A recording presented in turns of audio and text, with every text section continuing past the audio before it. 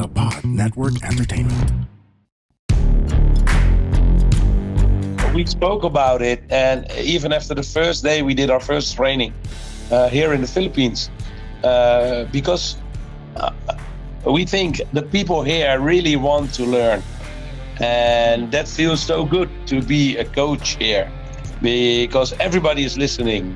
Huh? We were listening? How?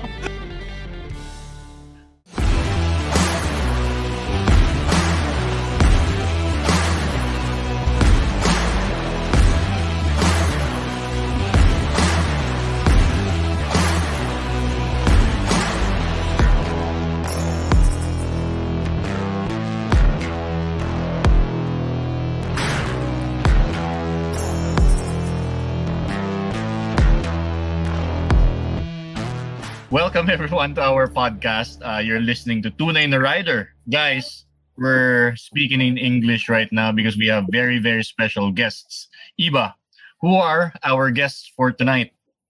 Well, if they were really, really special, then we'd be speaking in Dutch. But we don't have that skill set. Definitely, we can't. We've got two veteran off-road adventure instructors and tour guides. Well, we might as well say it because they're friends of ours as well. BMW certified off-road instructors and tour guides. We have Nikki Vanderspeck. She is the official instructor at the BMW Enduro Park in Hetchlingen, Germany. European female champion, Moto Gymkhana 2016. Participant in the 2020 GS Trophy in New Zealand. Whoa! Wow. Media rider for the Dutch GS Trophy team in 2022 in Albania. And of course, evening, Nikki, thank you so much. You are probably the most hardcore female rider we've ever had on the show. Yeah. Thank you. Hello, Coach Nikki. Hopefully not the last. Stefan Moorkeken. Iba. Go, the accomplishments. Yeah, you have it on the list, bro. Okay, so there's so many accomplishments that Coach Clyde had to provide me a long list, and I think this is all relevant to the show because the name of the show is Tunay na Rider, real rider, right? So we've got Coach Stefan Moorkeken, and he's also a BMW off-road instructor and tour guide, off-road instructor at the BMW Enduro Park in Hetchlingen, Germany, driving instructor. Oh wow, at the Dutch Police Academy. So this is like police car chases, that kind of thing, like Italian. Yeah, jobs. exactly. Yeah. Oh, that is so awesome. Yeah, it is. Coach Clyde, we need to do that session. Yeah. That's another thing. Please, session. Yeah. Red Bull knockout participant in 2017, coach of the Bahrain Dakar team. What? Wow. In 2019 and to 2020 with HT Rally Raid. That's quite a CV, bro. With that, Iba, let me throw some questions to these wonderful coaches, no? First, Coach Nikki, Coach Stefan, can you tell us a little bit about how long you two have been riding? Oh, well, if we start with me, I've been riding mopeds, I think, since I was 8. My mother hated it, but I found this old moped with the trash, and I built it up and started riding it. And I think at 14, I started doing motocross. And I'm 52 now, so I've been riding all these years. That was a really And I was time. How about you, Coach Nikki? Yeah, I was 18 years old, and so I'm riding now for 17 years. And since I was 20, I became a motor instructor. And I was lucky because he was my teacher. So he helped me with getting my driver license. And yeah, after the normal riding school, we started with training, and yeah, it became a little bit busier and busier, and here we are now. So I have a question. There's one thing to get into riding, right? There are a lot of people who ride for work, who ride for practicality.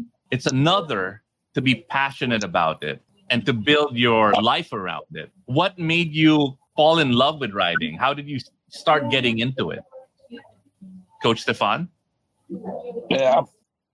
For me, my father always told me, if there's an engine on it, you like it. And it's true. I had everything that had an engine on it. I would always be working with it, doing mechanical stuff. It's always been like that. And then I got my car driver's license. And exactly the moment I got my car driver's license, I immediately went on to get my motorcycle license. And since then, it just never stopped. I don't know. I think because you're in the elements. And yeah, well, to be honest, it sounds a little cliche, but yeah, it gives you some kind of freedom. Mm-hmm. It does. Coach Clyde, with you, we want to know. Of course, you've been my coach 8 times already. Wow! But we want to know, how did you get into riding, or how long have you been riding, Coach? I've been riding way back since college. This B50, it's 50cc automatic. At that time, we are not that much concerned about even helmet because of lack of knowledge and the practice long time. You just wear the helmet, even the use of this hard hat for the engineer. Mm-hmm.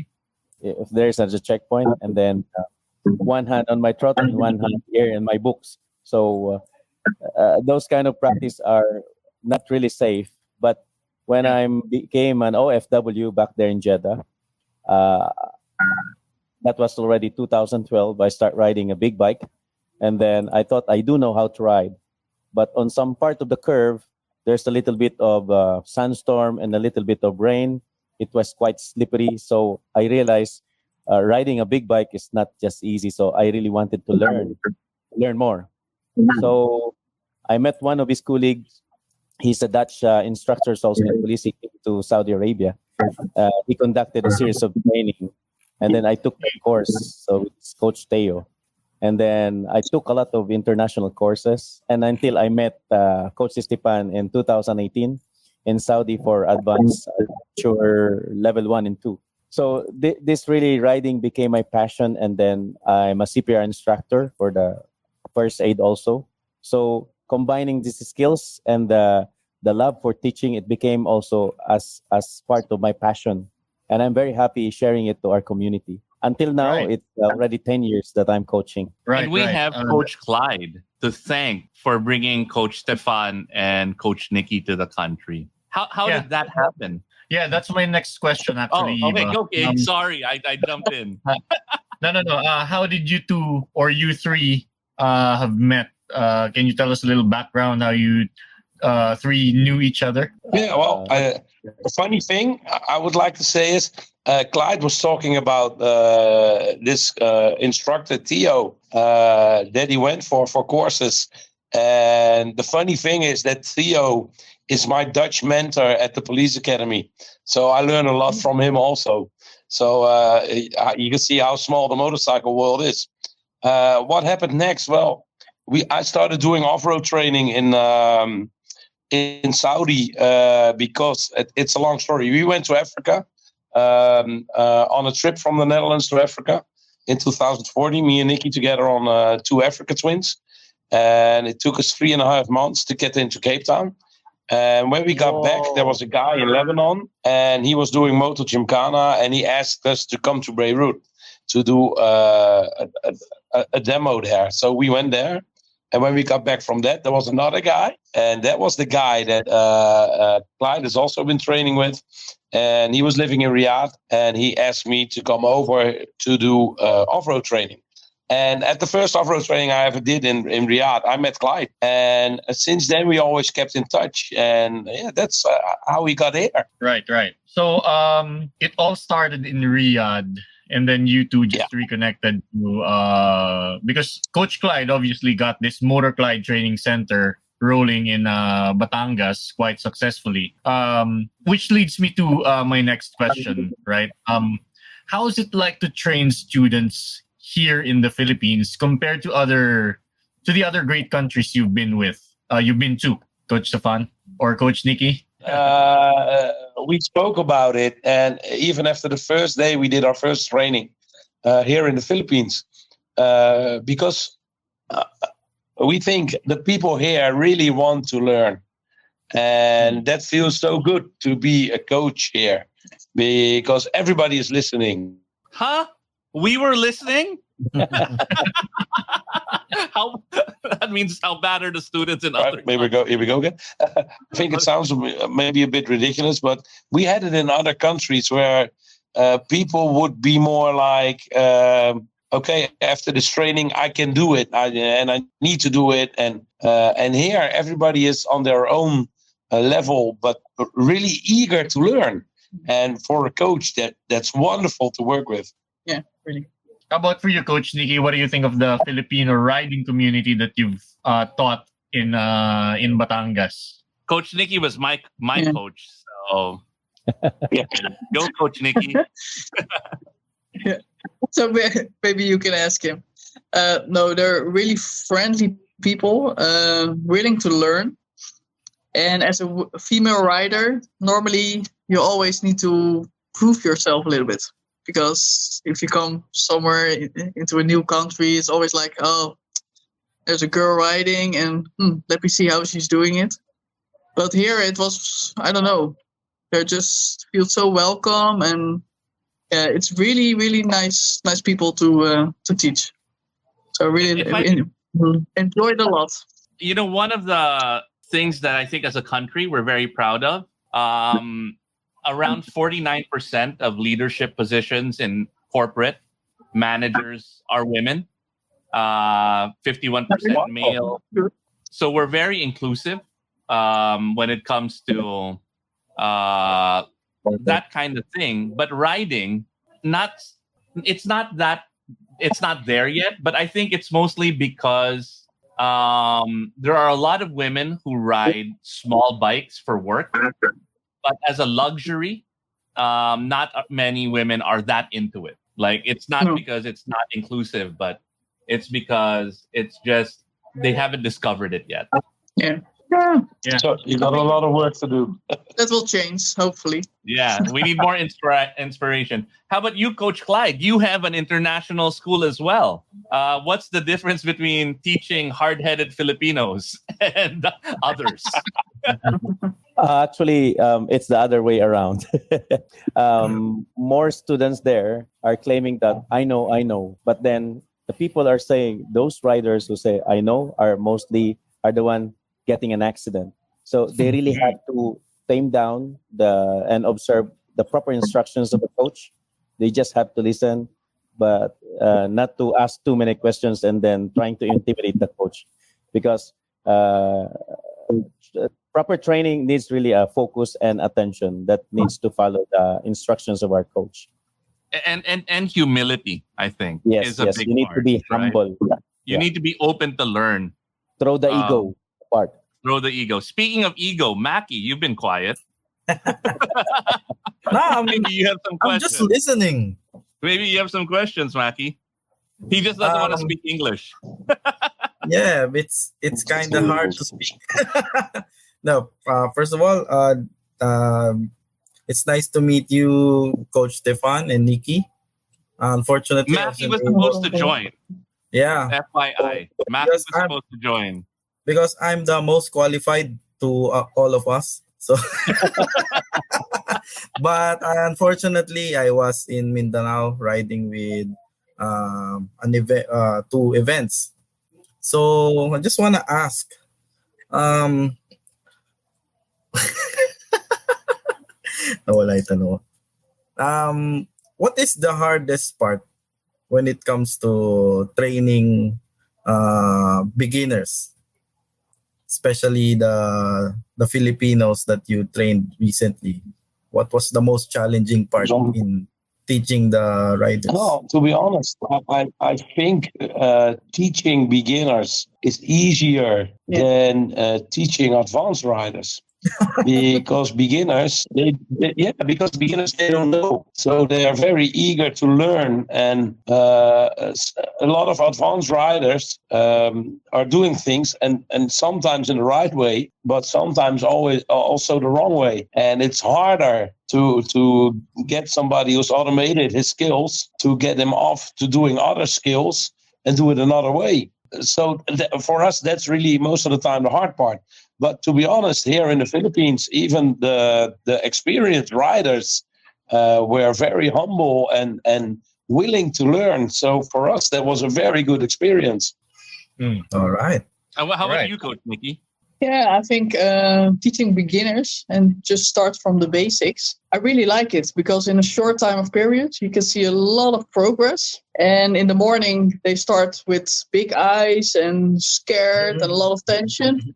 And in the afternoon, you see them, they're becoming more relaxed and they have the bike more under control. So, yeah, I think my favorite part is just teaching people from basic, just from zero. And advanced also is very nice to do, but the steps are most of the time they are smaller. And in the basic, it's you see so much improvement. So that's very fun if you teach someone. Right.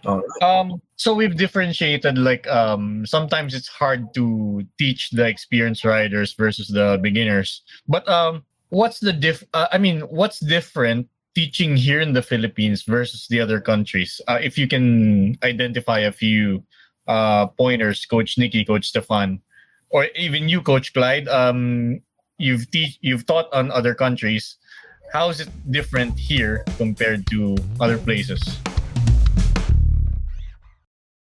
Hi guys, we are the Eavesdrop Podcast. My name is Francesca. My name is Jelly. This is Delamar. This is Jude. What's up? Yeah, and we are inviting you to check us out, your fellow TPN podcast. And if you want to learn more about life, what's happening around us, you want to know about love, healing, this is the podcast you should be listening to. Eavesdrop, eavesdrop, eavesdrop, eavesdrop. Sometimes we get drunk and do the show. Those are the fun ones. Like today. Ooh, why? Who's drunk? Like right now. You're red as a bug. Am I? Eavesdrop, please catch it. 4 hosts going crazy. You'll have fun. You'll cry. Everything else. So please check it out. The Eavesdrop. Only on the Pod Network.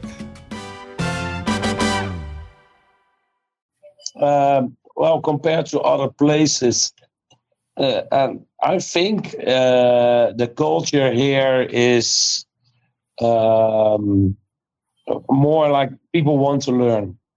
And I've experienced in other parts of the world that people are coming to training and really all they want is for us to tell them how good they are.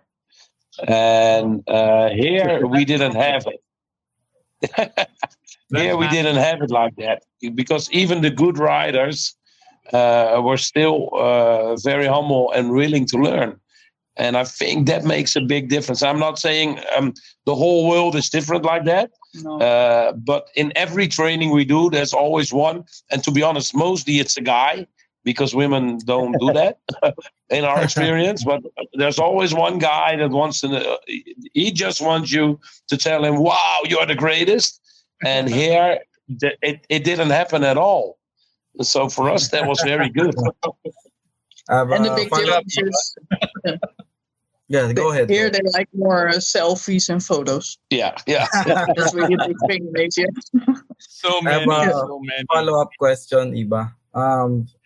Did you had any scrutineering how you can gauge the experience of the rider, or how can you tell that the rider is a beginner or an experienced one at first observation? Normally we don't work with like names as beginner or advanced.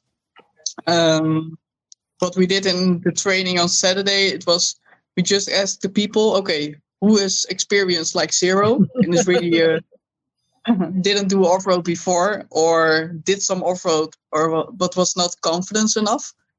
And then we had the second group with more experience. And that works very well. And if we see during the training, okay, maybe you can do a little bit more or maybe a little less, then we can change the groups. Yes, and I also think it's she has to cough. I think also another thing is that we do our training. We just look at the participants, and that determines the way we're gonna fill our training with knowledge. Because you cannot tell I'm gonna do every training exactly the same thing, because you don't know what the level of skills is of the people that are coming to your training. And if it's in the Netherlands, if it's in the rest of the world, or in the Philippines, for us that doesn't make a difference.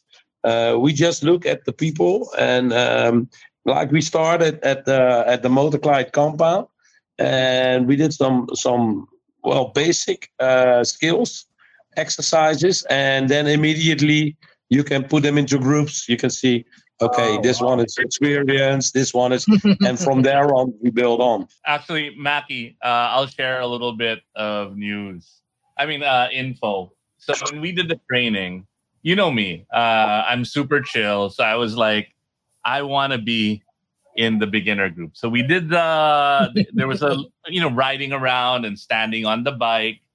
And I have some little experience riding off-road, nothing hardcore. And I think it was Coach Clyde, who asked me if I wanted to be moved from the beginner group, the newer group with Trina and Joanne and the wonderful ladies in motorcycling and Owen, to the group that was advanced, that was under Coach Stefan. And in that group was Coach Mel, Pao Corral, the Korean dude, the trials guy. Mr. Wu. Yeah, and then Mark Nelson. And I was like, nope, I am absolutely I will be here. I'm good. Yeah. How about guys? How about the weather? How did you find the weather here in the Philippines? Of course, it's very humid. One moment it's very humid, next moment it's gonna rain, and then you're gonna go to an air-conditioned room right after. How do you find that? My voice is getting back. It's getting better. But I had 2 days. I couldn't even raise my voice anymore because it was just gone. Coach Nick, that's something we had to get used to. Sorry, the connection was gone. You were saying something earlier, Coach Nicky, before you got cut off, about the weather, rainy, humid, and then air conditioning. How do you feel about that? Yeah, it's pretty tough because riding is already hard, especially for people who just start. And with this kind of weather, you need a lot of breaks and a lot of water, because every drop of water you're drinking is coming out of your head or in all the other body parts because of the weather. And yeah, especially for us, because in our country, the air is way more fresh and more cooler. So for a person like me, it's quite hard to get used to it. But we managed ourselves. And even with the rain, then the degrees dropped a lot, like 10 degrees less. And for us, the rain was really low. We're very used to the rain, so that's making a big difference. Just like home. Yeah. Oh, yeah. Coach Nicky, Coach Stefan, I just want to give a trivia to the listeners, right? The Netherlands is, or the country where you came from, is also the same country where Vincent van Gogh came from. Even the coach earlier, Coach Clyde, you were saying, did you know that Vincent van Gogh's brother, his name is Theo? That's why I was kind of smiling when you were telling about him. And in the Netherlands, it's always raining. I've watched countless documentaries about Van Gogh. It's always raining there. FYI. Yeah. Right. Coach Nicky, it's not Stefan, true, because I think they did a research and it's like 5% of the time it's raining. So people who always said, "Oh, it's always raining," they're really negative. Yeah. It's not always like that. All right. But would you like coaches Clyde, Coach Nikki, Coach Stefan, would you like to share a few more of your observations on how the 3 days of intense training have gone? Oh, I think that will be a good question for Clyde. But yeah. Oh yeah. Actually, yeah. We knew what we were going to do, but I'm really curious what Clyde thought about it. Because Coach Clyde, it was a lot of people, and every single day, you guys were doing it, no break. I mean, how did it meet your expectations? What were your expectations? Actually, we prepared a lot, and it's part of the program. The first day is train the trainers of a Motorclyde. So even the assistant coaches and the Motorclyde share partners who wants to be a coach in the future, we had a proper instructions and guidance back to basic, like the teaching methodology, the psychological aspects of teaching, the approach, the methodology, the critical parts. These are the mentions on our first day of train the trainers. And actually, the good news is that we're opening it in the next year, that they're coming back, and we're going to open it for public. Yay! It's going to be a special number of people to maintain the quality and manageable for the task of Coach Nikki and Stefan. And the second day, we did an on-road training. And then it was also intense because it has to focus on the body movements and postures. The handling, even the racket, King was there.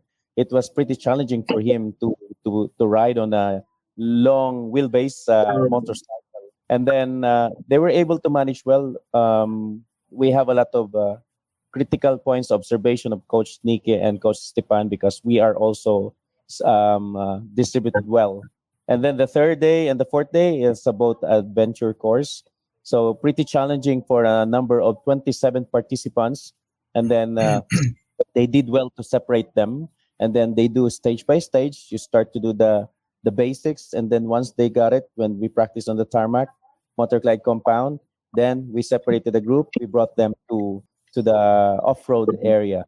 And then the following day is a bit easy because it's already 18 only compared to the first day of the off-road.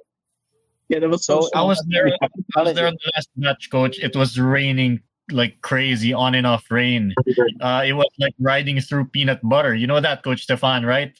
Coach Nick? Yeah. The morning started dry, so that was good. So they could get a little bit used to the surface. And then during the lunch break, it was raining really amazing. And then we went back to the off-road track, and there was mud, yes. But it's also very good to practice the clutch control and the throttle control, because if you're going too far with the clutch or the throttle, you get punishment right away, punishment from your bike. So yeah, for the control and to be more loose on the bike, it's really good to practice. And yeah, we have to change a little bit the exercises, but at the end it went very well and we could do a lot of stuff. So yeah, even with the rain, it was a good day, I think. I also think that's the good thing about doing off-road, because one day it can be dry and it maybe the surface is easy. The next day it's been raining all night and it's a totally different world out there. So yeah, you have to learn to get to know your bike in all these different circumstances. So for us, it was good that it started to rain. Yes, of course, we have to think about our exercises. What can we do in the rain?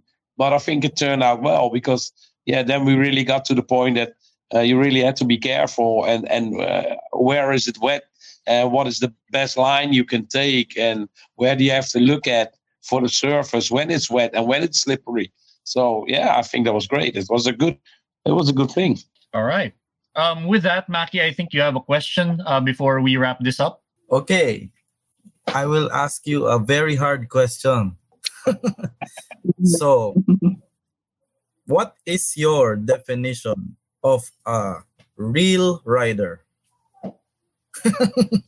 No, that's not a hard question. That's for us. That's a very simple question. Yeah. Yeah, sorry, but we started, and Clyde can vouch for that. We started with the Train the Trainers program, and we talked exactly about the question you're asking us now. Because what is a good rider? When are you a good rider? Are you a good rider when you have a lot of skills, but you're dangerous on the road? Are you a good rider if your skills are not that high, but you're safe? And I think through all these years we have doing this instruction and coaching, I think for us the most important thing, of course, if you have skills, you'll be a better rider. But we have mental skills and physical skills. The physical skills are very important, but your mental skills have to grow with your physical skills. And beside that, we came to the conclusion that a good rider for us is someone who's performing on his own skill level. But when he goes riding or she goes riding, they don't worry about things that are coming up. Okay, there's, for example, off-road, okay, there's mud, but they don't worry about it. On-road, okay, it's going to rain. I'm not going to worry about it. I know what to do. And in what skill level that is, for us, it doesn't matter. As long as you're safe and you're having fun and your skill level is high enough to enjoy the riding, because in the whole world, a lot of people that want to enjoy riding, but they really don't because they're too tense on the bike for things they can expect. And I think if the skill level is high enough, and it doesn't have to be 10, it can be like 6. If it's high enough to enjoy the riding and be safe, then that's fine by us. And if we can manage to teach people that, then our work is done. Yeah. Mission complete. Mission completed. Yeah. I love it. That's Perfect. a great answer. That's an answer that fits everyone here.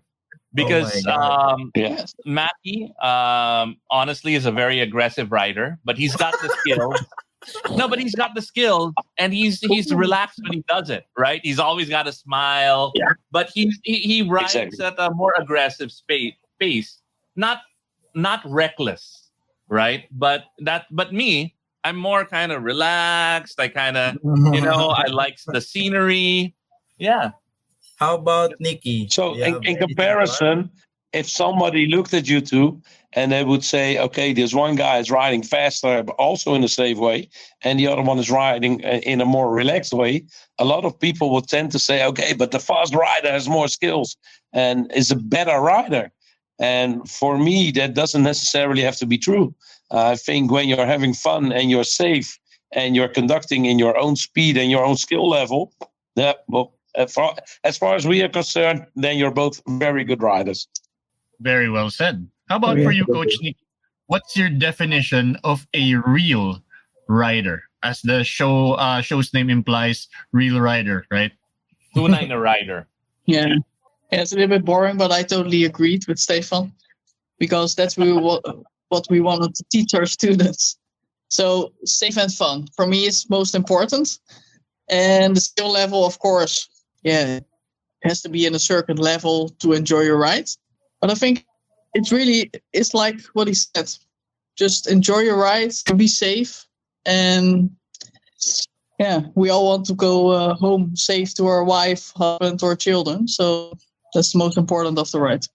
I think Stefan mentioned something really important, other than just being a skilled rider, but also mentally skilled. Can you expound on that? What do you mean about being mentally skilled as a rider? Well, for example, if somebody's coming to our track training and we let them ride and they can do a curve with, let's say, 80 kilometers an hour, and they do that brilliantly. They do it very good. Now I'm going to work with this guy or girl, and at the end of the day, they can do it with 110 kilometers an hour. So more lean angle, they get earlier on the throttle, etc., etc. All right. They're back. Thank you so much, Coach Nikki, Coach Stefan, Coach Clyde. You're Super thank you for including us in Motorclyde and Motorcursussen. Yeah. It, you know, King and I learned a lot. I saw King doing that bar thing. It was awesome. Next year, Mackie, you gotta join, and we'll catch everyone. Yeah. And any words of wisdom you want to leave to our as we wrap up the podcast? Words of wisdom. Or shout out to your sponsors, partners. Yeah, enjoy and stay safe. That's the most important thing. Enjoy and stay safe. That's it. Right. How about you, Coach Clyde? Okay, heads up, by the way. We're planning to bringing them back here first month of the year, 2025. Wow. The second week of January. So the weather's going to be much better. Yes. Cooler. Yes, right. it's gonna Thank be you, more Coach fun. Clyde. Thank you for deciding to go back, Coach Nikki and Coach Stefan. With that, Iba, take us away. Yeah, thank you so much. It's been an awesome episode. Thank you, Coach Nikki. Thank you, Coach Stefan. Thank you, Coach Clyde. We're looking forward to learning a lot more from you in the coming next sessions. And yeah, stay tuned. This is the first time we've done this in online in a while, so forgive for us for any of the challenges with connectivity and sound. But next year, hopefully, we'll have them in the studio, right, Coach Clyde? Yeah. Yes. Yes, sir. In the Looking studio. forward. That'll be fantastic. Yeah, that will be nice. All right. Thanks, Matthew. Welcome back. King, good job on the questions. And ride hard, ride safe, ride fun. We out. Yes. The Pod Network Entertainment. The opinions of podcast creators, hosts, and guests are not necessarily reflective of the official stance of the Pod Network Entertainment, its hosts, or other network programs. The content created by the people behind the podcast is personal and not meant to harm any religion, ethnicity, group, organization, company, or individual.